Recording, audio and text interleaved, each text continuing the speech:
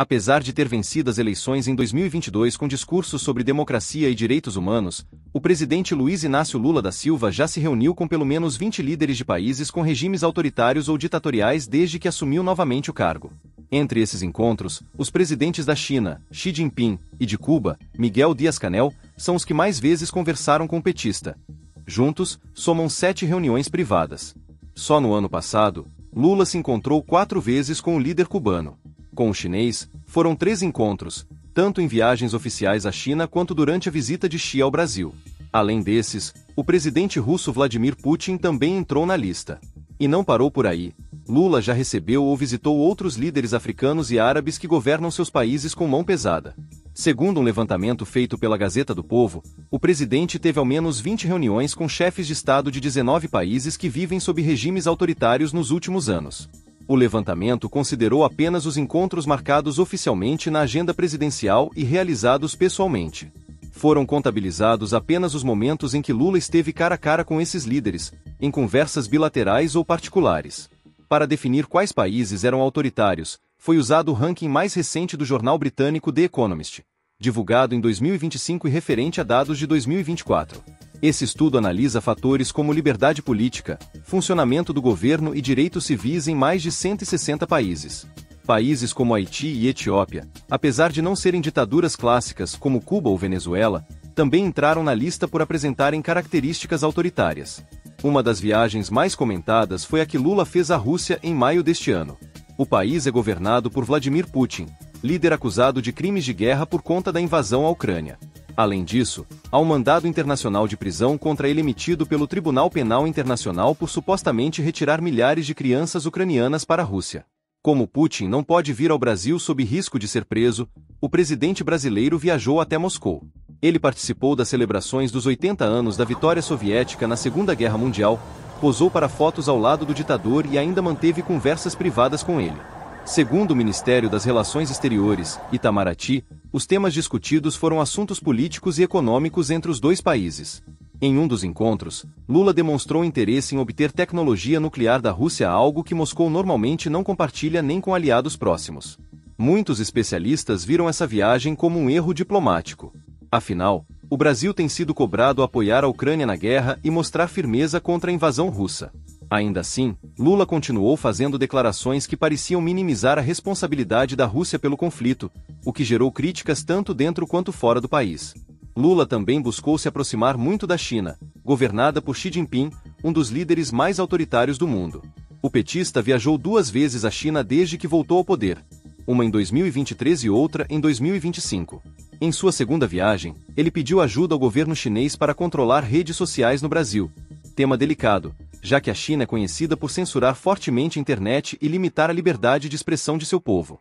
Já em 2024, foi o próprio Xi Jinping quem veio ao Brasil, aproveitando a cúpula do G20 no Rio de Janeiro. Depois do evento, ele seguiu para Brasília, onde teve um encontro reservado com Lula. Esses gestos indicam uma tentativa do presidente brasileiro de fortalecer a relação com Pequim. Apesar das críticas sobre o regime chinês, Lula justifica a aproximação pelo comércio, já que a China é hoje o maior parceiro comercial do Brasil. Outro país com quem Lula buscou reaproximação é a Venezuela, governada por Nicolás Maduro, cujo regime é frequentemente acusado de violar direitos humanos e sufocar a oposição. Com a justificativa de retomar relações diplomáticas rompidas durante o governo Bolsonaro, Lula recebeu Maduro em Brasília com honrarias. Os dois tiveram pelo menos 2 conversas privadas, e o presidente brasileiro chegou a defender publicamente o regime venezuelano. Depois de receber o presidente da Venezuela, Nicolás Maduro, em Brasília, Lula chegou a dizer que o país era vítima de uma narrativa negativa sobre autoritarismo, ignorando denúncias de violações de direitos humanos e perseguição política no país. Essas declarações causaram críticas tanto dentro quanto fora do Brasil. Mesmo assim, o governo brasileiro tentou ajudar na realização de eleições presidenciais consideradas livres na Venezuela, buscando ser um mediador entre o governo de Maduro e a oposição. A diplomacia brasileira entrou em ação com ligações e encontros envolvendo representantes dos dois países, na tentativa de garantir que o processo eleitoral fosse aceito pela comunidade internacional. Mas os esforços não deram certo. Depois das eleições, realizadas em julho de 2024, e com a vitória de Maduro sem transparência comprovada, Lula preferiu manter certa distância do ditador venezuelano. Só que muitos especialistas viram essa mudança como tardia, já que o Brasil já havia sofrido críticas por apoiar o regime de forma insistente. Além da Venezuela, os encontros com outros líderes autoritários. Além de Maduro, Lula já se encontrou com pelo menos outros 19 líderes de países classificados como autoritários ou ditatoriais nos últimos anos. Entre eles estão Xi Jinping, Vladimir Putin, Miguel Dias-Canel, além de presidentes da Arábia Saudita, Irã, Egito, Catar, Etiópia, Vietnã, Jordânia, Haiti, Líbia, União das Comores, Palestina, Emirados Árabes, República do Congo e República Democrática do Congo. Muitos desses encontros aconteceram durante grandes eventos internacionais, como cúpulas de líderes mundiais. Em outras ocasiões, Lula foi convidado ou decidiu visitar esses países pessoalmente. Casos de Cuba, Egito, China, Rússia, Arábia Saudita, Catar e Vietnã. O Palácio do Planalto explicou que a maioria das reuniões teve como objetivo principal fortalecer parcerias comerciais e firmar acordos bilaterais. Em alguns casos, especialmente com países alinhados ideologicamente ao governo petista, o interesse foi reforçar relações políticas, como ocorreu nas conversas com Xi Jinping e Vladimir Putin. Vários desses encontros também tiveram ligação com o grupo dos BRICS, formado por Brasil, Rússia, Índia, China e África do Sul. Nos últimos anos, o bloco ampliou sua participação com a entrada de novos membros como Egito, Arábia Saudita, Emirados Árabes, Etiópia, Irã e Indonésia. Países como Belarus, Bolívia, Cuba, Cazaquistão, Malásia, Tailândia, Uganda e Uzbequistão também passaram a participar como membros parceiros, acompanhando as discussões, mas sem poder de decisão.